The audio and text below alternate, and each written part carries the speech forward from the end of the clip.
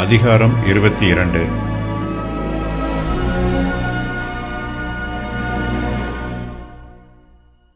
இந்த அதிகாரத்தில் தாவீது எழுதின துதியின் சங்கீதம் சேர்க்கப்பட்டிருக்கிறது.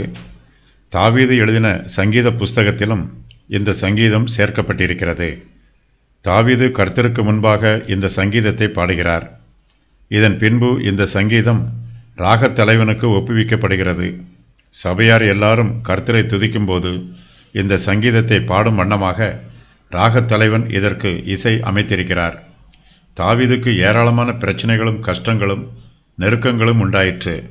கர்த்தர் இந்த பிரச்சனைகளிலிருந்து தாவீதுக்கு எவ்வாறு விடுதலை கொடுத்தார் என்பது இந்த புஸ்தகத்தில் விரிவாக எழுதப்பட்டிருக்கிறது. கர்த்தர் தனக்கு செய்த எல்லா நன்மைகளையும் தாவீது நன்றியோடு நினைவு கூறுகிறார்.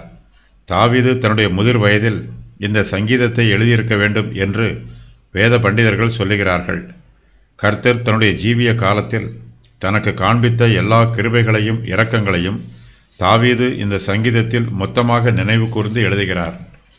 தாவீது சிறு பிள்ளையாக இருந்த காலத்திலிருந்து அவர் இப்போது முதிர் வயதுள்ளவராய் இருக்கிற காலம் வரையிலும் கர்த்தருடைய கிருபை அவருக்கு கிடைத்திருக்கிறது. கர்த்தர் நமக்கும் நன்மை செய்திருக்கிறார். கர்த்தர் நமக்கு செய்த எல்லா நன்மைகளையும் அவர் நமக்கு காண்பித்த எல்லா கிருபைகளையும் நாம் நினைவு கூர்ந்து கர்த்தரை துதிக்க வேண்டும். கர்த்தர் நமக்கு செய்த நன்மைகளை நாம் ஒருபோதும் மறந்துவிடக்கூடாது.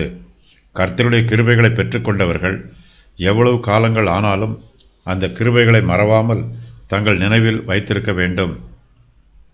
இந்த சங்கீதத்தின் தலைப்பு தாவீது கர்த்தரை மகிமைப்படுத்துகிறார். அவர் கர்த்தருக்குள் ஆறுதலாய் இருக்கிறார். கர்த்தர் இதுவரையிலும் தனக்கு காண்பித்த கிருபைகளையும் இரக்கங்களையும் தாவீது நினைவு கூறுகிறார். இனிமேல் வரப்போகிற காலங்களில் கர்த்தர் தனக்கு கிருபையும் இரக்கமும் காண்பிப்பார் என்று தாவீது விசுவாசத்தோடு எதிர்பார்க்கிறார்.